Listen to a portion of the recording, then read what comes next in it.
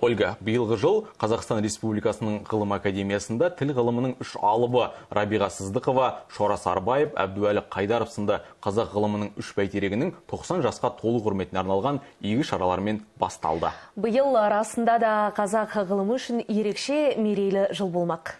Құрметті көрермендер, қазақ ғалымдарының құрметіне арналған салтанатты жиында болып қайтқан біздің әріптестеріміздің әзірлеген бейнематериалына кезек береміз.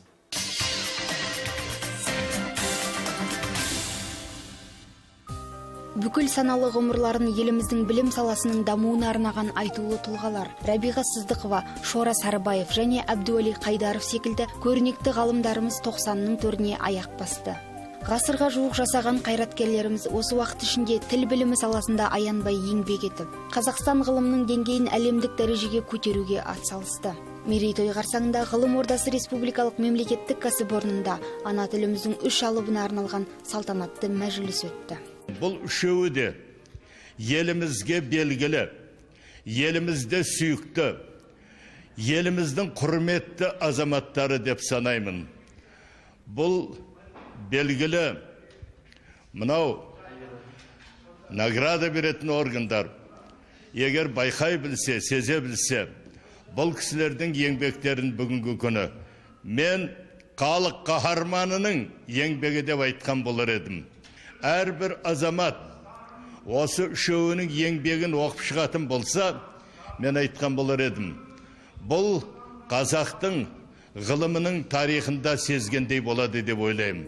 Жиынға Қазақстан Республикасы ұлттық ғылым академиясының академиктері мен зиялы қауым өкілдері қатысып, ғалымдардың өмірі мен қызметі жайлы баяндамалар жасалды. Шара барысында өнер жұлдыздарының қатысуымен мерейтой иелерінің құрметіне арнайы концерттік бағдарлама ұсынылды.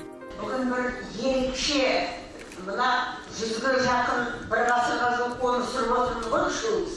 Соның ішінде бұндай бір кешті көрмедік. Оның ерекшелігі мына өлең айтып, би биленіп, сөздер сөйлегендік емес, олар болып жатыр ғой.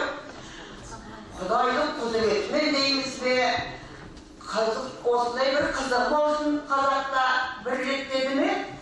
Бір қалыптан өрбіге туған, бір мамандықты қалаған, бір жылы туған дүниеге келген жарық дүниеге 3 адамның тойын бірге өткізіп жатқанын бірінші рет көріп отырмыз. Өскелең ұрпаққа үлгі болар, ғұмырлары бүтін бір тарих, атқарған еңбектері тұтас ғылымды құрайтын тіл тарландарымен өткен кездесу, жиналған жұртшылықтың жүрегіне сәуле ұялатқандай. Жиынның мақсаты да сол, өнегелі өмірді насихаттау арқылы жастардың ғылымға деген ынталарын арттырып, көңіл түбінде көмескіленген әлде бір қиялына қанат бітіру еді.